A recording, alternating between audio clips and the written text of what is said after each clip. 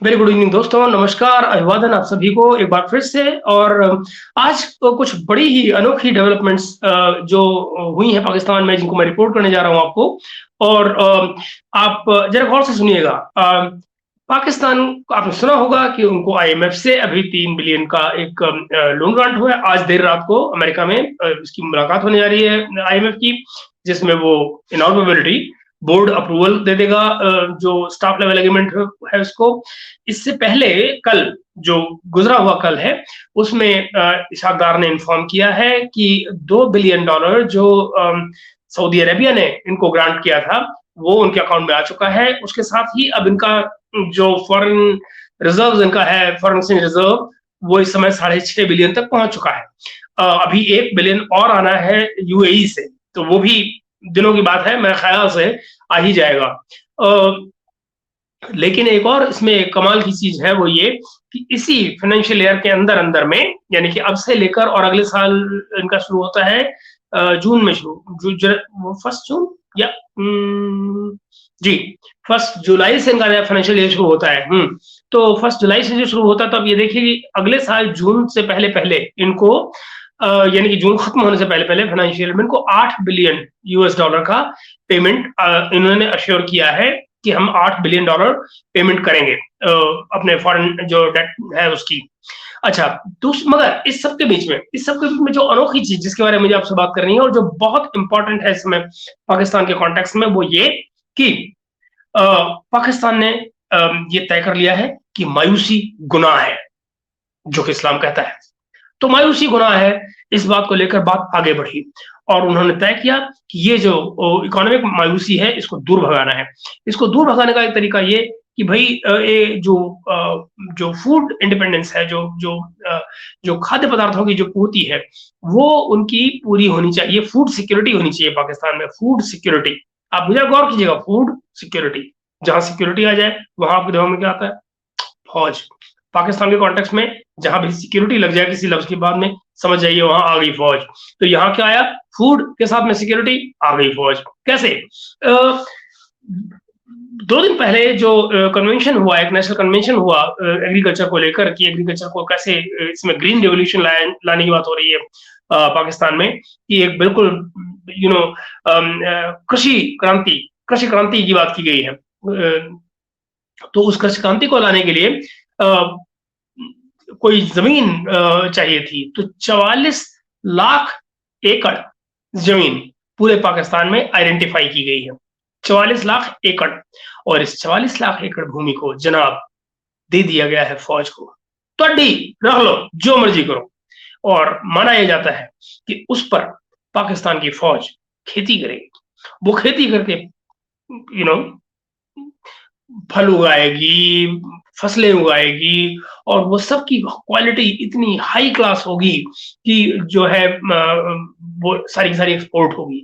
जब वो सारी की सारी एक्सपोर्ट होगी, खासकर मिडिल ईस्ट की कंट्रीज में एक्सपोर्ट होगी, तो उसके बदले में पैसा आएगा, पैसा फॉरेन एक्सचेंज आएगा, डॉलर आएगा। उससे पाकिस्तान की इकोनॉमी ग्रो करेगी।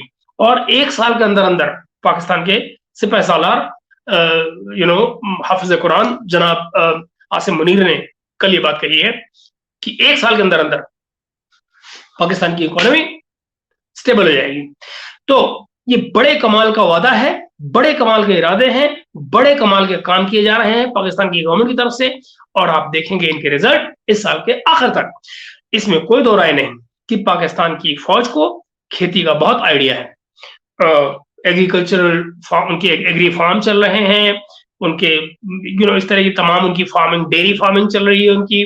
तो आप ये देखिए, ये तमाम चीजें पाकिस्तान की फौज ऑलरेडी कर रही है। इनफैक्ट इंसानी जो जरूरियात का कोई ऐसा शोबा नहीं होगा, कोई ऐसा एरिया नहीं होगा जहां पाकिस्तान की फौज एक्टिव नहीं है लड़ाई के सिवा। लड़ाई खाली अपनों के घर में होती है, बाकी बाहर होती है तो पड़ जाते हैं। तो खैर, तो अब ये यहाँ पे सिलसिला क्या चल रहा है? वो खेती करेंगे और खेती करके पैसा कमाएंगे। पैसा कमाएंगे तो पाकिस्तान तरक्की करेगा, फौज भी तरक्की करेगी। ये हुआ सिलसिला। इसको ये सब कहते हुए आप कतई मत भूलिएगा कि पाकिस्तान के बजट का एक बड़ा हिस्सा खुद पाकिस्तानी फौज ले जाती है, जो आर्मी के बजट के अंदर जाता है। उसके अलावा जो पेंशन का बजट है वो सिविलियन खाते में पड़ता है। ये भी आपको मैं सिर्फ एक रिमाइंडर की तरह से बता रहा हूं, ताकि जब आप पिक्चर बनाएं तो आपके दिमाग में पिक्चर क्लियर हो। याद रहे, इस सारे प्रोजेक्ट में कोई सवाल पूछ सकता है कि आखिर जो इस्लामाबाद में बनी हुई एग्रीकल्चर यूनिवर्सिटी है, या तमाम पाकिस्तान में जो तमाम एग्री यूनिवर्सिटीज हैं, उनका क्या रोल है? क्या सिविलियन गवर्नमेंट को कहीं ये नजर आता है कि इसमें एक कोई कोई साइंस की भी जरूरत होगी? उनका रोल कहाँ है? उनकी हिस्सेदारी कहाँ है? उनकी भागीदारी कहाँ है? जो एग्री साइंटिस्ट है इस कंट्री के, वो कहाँ है? उनका रोल क्या है? उनका उनका जुड़ाव क्या है सारे से? और क्या वो सबका सब सिर्फ फौज के अंडर काम करेंगे, यानी कि सिविलियन इदारे मिलिट्री के अंडर काम करेंगे? ये तमाम सवाल हैं जो इस एक पॉलिसी के अंदर उठाए जाने चाहिए, उठने चाहिए। उठेंगे नहीं, ये मैं आपको भरोसा दिलाता हूं। पाकिस्तान है बॉस, यहां ये सवाल नहीं उठा करते। तो हो रहा क्या जा रहा है कि फौज कंट्रोल करेगी इस 44 लाख एकड़ जमीन को। किस भाव? कोई नहीं जानता। क्या कोई अश्योर्ड प्रोडक्शन है? कोई नहीं जानता। कोई पैरामीटर्स तय किए गए? कोई नहीं जानता। सिर्फ जमीन दे दी गई है, आपकी हुई, आप क्या करेंगे? आप मालिक, आप ही संभालें, हमारी जिम्मेदारी खत्म। यानी नवाज शरीफ ने हाथ धो लिए, शहबाज शरीफ ने हाथ धो लिए, इसहाकदार ने हाथ धो लिए। कोई कृषि पॉलिसी नहीं, कोई एग्री पॉलिसी नहीं, कोई पूछने वाला नहीं। क्या पैसा होगा, कैसे पैदा होगा, क्या पॉलिसी होगी, कोई नहीं जानता। सब फौज बवाल है, फौज के हवाले। तो अब ये सिलसिला आगे चलने जा रहा है। बेहद इंटरेस्टिंग डेज अहेड। अगर देखिए, बड़ी अच्छी बात है, बड़ी अच्छी बात है कि अगर ये पॉलिसी सक्सेसफुल हो जाती है, फौज इसमें से बहुत पैसे बनाती है, ये पैसे उगाती है, बहुत पॉसिबल है कि फौज इसमें कामयाब हो जाए, खूब सारे पैसे उगाए, खूब सारे पैसे खाए, खूब सारे पैसे बनाए, खूब सारे पैसे लगाए। मगर दोस्त, और ये भी पॉसिबल है कि इससे पाकिस्तान की इकोनॉमी में, मैं सिर्फ तार्किक बात कर रहा हूं, मैं सिर्फ लॉजिकल बात कर रहा हूं, मैं सिर्फ प्रिजम्पशन पे चल रहा हूं कि जो कुछ सोचा जा रहा है अगर ये सही हो जाता है तो दोस्तों हो सकता है कि पाकिस्तान की इकोनॉमी अच्छी हो जाए। लेकिन दोस्त, ये किस कीमत पर होगा? जो ये तमाम पॉलिटिकल पार्टीज बैठी हैं, इनके जो कॉन्स्टिट्यूशन है, इनके जो जो इलेक्शन मैनिफेस्टोज हैं, उनका क्या? जो उसमें कहा जाता है कि हम अपनी पब्लिक को के लिए ये करेंगे या वो करेंगे, वो सब कहाँ है? उसमें जो ये कहा कहते हैं कि हम हरित क्रांति लाएंगे या एग्री रिवोल्यूशन लेकर आएंगे, फूड सिक्योरिटी लेकर आएंगे, उन वादों का क्या? क्योंकि वो जिम्मेदारी तो आपने फौज को दे दी, तो आप क्या करेंगे? दरअसल सब माया है, सब पॉलिटिक्स है। मैं क्यों कह रहा हूं? देखिए, लगता यह है कि ये जो सरकार है पीडीएम की, उसको ये अब अंदाजा हो गया है कि देखो भाई, फौज तुम्हारे पीछे खड़ी है तो तुम पावर में हो, नहीं है फौज तुम्हारे पीछे तो तुम खाक में हो, फिर तुम्हारे पास का कुछ नहीं है। और यही हो रहा है। नवाज शरीफ को भी ये पता लग गया है कि भाई 2018 में फौज मेरे साथ नहीं थी तो मुझे निकाल बाहर किया गया, जेल में रखा गया, कुत्ते की तरह से रखा गया, और फिर मरते मरते जैसे तैसे जिसने बाहर निकाला वो भी बाजवा था, वो भी फौज थी। आज अगर वापसी के इम्कान बन रहे हैं और उसके कोई हालात बना रहा है, कौन बना रहा है? फौज बना रही है। जुडिशरी को और कोई अंडर प्रेशर ला सकता है आने वाले दिनों में? फौज ही ला सकती है। पॉलिटिशियंस के पास का कुछ भी नहीं। इस समय क्या हो रहा है? इसहाकदार के मतलब सरकार अपनी है, छोटे भाई की सरकार है, लेकिन और इस सबको कहने के शहबाज शरीफ ने भी रियलाइज कर लिया है। शहबाज शरीफ की भी अपनी चाहते हैं, मत भूलिएगा, उनके पास भी कमी टाइम है, और बमुश्किल तमाम उम्र शेरवानी लेकर इंतजार करते रहे कब प्राइम मिनिस्टर की सीट मिलेगी। अब उनको जैसे तैसे सीट मिली है, कहीं कोई जाने वाला नहीं। अब वो ये चाहते हैं कि इस पर बैठे रहें, तो उसका तरीका एक ही है, इमरान खान को न लाया जाए। फौज को भी सूट करता है कि इमरान खान ना आए, दोनों एक पेज पर आगे जाते हैं। अब किस्सा क्या है? अब किस्सा ये है, ये अब अपनी अपनी तालमेल उन्होंने बिठा ली है। इनको जो चाहिए इनको मिल रहा है, उनको जो चाहिए उनको मिल रहा है। एक तीसरा जो फालतू में डिस्टर्ब कर सकता था, उसको अलग करने का प्लान बन चुका है। तो दोस्तों, अब सिलसिले कहां चल रहे हैं? सिलसिले ये कि मुल्क की इकोनॉमी जो की जिम्मेदारी होनी चाहिए सिविलियन गवर्नमेंट की, वो अपने हाथ धोकर बैठ गई। पावर के लिए कुछ भी करेगा, और ये अब तय हो गया है। तो ये सिलसिला ब्रीफ सी रिपोर्ट, आगे बात इस पर होती रहेगी, लेकिन मैं अपनी बात को यहाँ इस व्लॉग पर कम से कम इस सब्जेक्ट को यहाँ पर इसलिए रोक रहा हूँ कि थोड़ा सा आगे आप भी सोचिए। याद रहे इस सारे प्रोजेक्ट में कहीं भी साइंटिस्ट शामिल नहीं है, कहीं भी जो थिंकर्स हैं वो शामिल नहीं है, सोसाइटी का कोई एलिमेंट शामिल नहीं है, कम से कम उनका रोल अभी तक डिफाइन नहीं किया गया है, नहीं किसी को मालूम है। और जो भी होगा, चूंकि जमीन हैंडओवर की जा चुकी है, सब कुछ पॉलिसी उनके अंडर में है, यानी कि तमाम लोग जो बाकी के एलिमेंट जो जिनको मैं अभी तक नाम ले रहा हूँ कि वो शामिल नहीं है, अगर वो आएंगे भी तो वो जाहिर है फौज के नीचे ही काम कर रहे होंगे। तो आप समझ सकते हैं कि चीजें किस तरफ जा रही हैं। सिविलियन कंट्रोल अब पाकिस्तान पर से खत्म हो रहा है और वो जो कुछ भी है फौज इन प्रॉक्सी राज कर रही है। पाकिस्तान में किसका शासन है? फौज का शासन है। वो किसके बैक है? उसकी पिगी बैक हो रहा है सिविलियन गवर्नमेंट के। वो गवर्नमेंट शहबाज शरीफ की है। ये एक बात।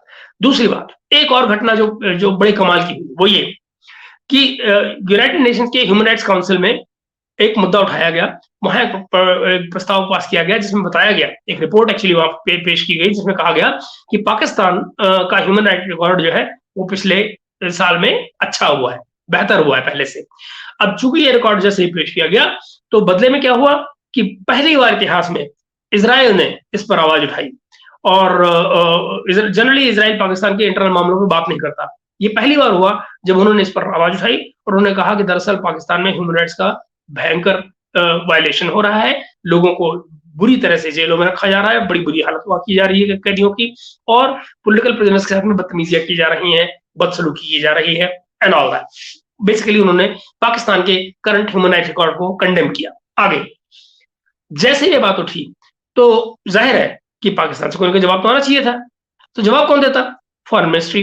फॉरेन मिनिस्ट्री में कौन देता? Foreign minister. फॉरेन मिनिस्टर कहाँ है ही नहीं। बिलावल जरदारी पिछले दिनों जापान यात्रा पर थे और वहीं से वो सड़क लिए पतली गली से अमेरिका। क्यों? इलेक्शन। सब उम्मीद लगाए बैठे हैं कि भाई कोई जरा बात करो इधर उधर के कॉन्टैक्ट से और मुझे प्राइम मिनिस्टर बना दो। ये अगर आप पिछले दिनों में गौर करें तो कम से कम 7वीं या 8वीं बार है पिछले एक साल में जो अमेरिका में जा चुके हैं बिलावल भुट्टो। ये सिर्फ एक प्लानिंग हो रही है कि जैसे तैसे अपनी एक इमेज प्रोजेक्शन, और फिर वही जाकर कहीं कोई सेक्रेटरी ऑफ स्टेट मिल जाए, कहीं कोई मिल जाए, जो कि पिछले दिनों में नहीं मिलते रहे इनसे, मगर फिर भी बात चल रही है। उम्मीद पे दुनिया कायम है और ये अपनी उसमें लगे हुए हैं। तो एक ये हुआ। अच्छा, तो दूसरा आदमी कौन होता है फिर? Hina Rabbani Khan, minister of state for foreign affairs. वो जनाब पिछले दिनों हज पे गई हुई थी और हज से वापस आने के बाद में जाती मामलों में उलझी हुई हैं, इसलिए उनके पास वक्त नहीं है कि वो इस बारे में कोई बात करें। लो जी, वो भी गई भट्टे से, उन्होंने भी इस बारे में कोई बात नहीं की और इसलिए अब फटाफट में पाकिस्तानी सरकार को सूझा नहीं क्या किया जाए।